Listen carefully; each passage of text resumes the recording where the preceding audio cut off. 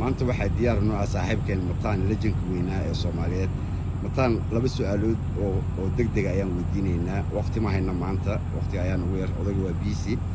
shirar badan ku qayb galaya mataan maxay kula tahay arrintan social media qabsatay bariyahan shalay iyo maanta oo ku saabsan gabadha Soomaaliyeed oo la yiri waa China ay ka urdaysay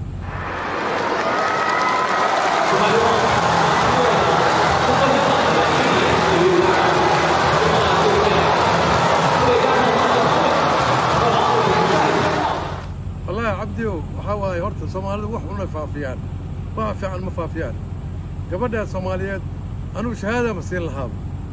سببته دلوس سكور أو راداتك وخلق بتريك إيش مركا شهادة متسندة مدة كله قبل ودن كيجا أي متقنة أو تتميسي على كأنه كرو قاتل أما كقول لسه ما كقول سنة لكن وعادة سكله دتك متقنة قبلها صوح لي ومركو أنك وفرصانة هيك طلبات كان سوشيال ميديا دعاية في دنيا على قبر سوماليد وحجابن وأسطورن وعلى كأورد سوية فرح كقاعدة. أوكي متان سؤال اللي بعد وحواي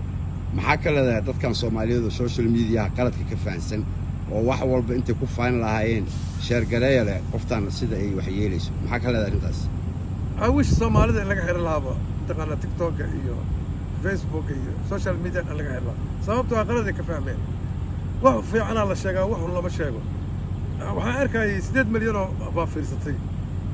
gabadhaas miskiinta ay iyo fadeexad iyo familkeeda iyo wax kasta soo galiyeen marka dadkan Soomaalida waa wadada Ilaahay xubaan u sameeyay ficnaan ma marham meelka yimaadana ma naqaan war aakhiriya adduun baa saagteen ay wax fiican sheega uma dirina faraha ka qaada baan anigu ku aanin lahaa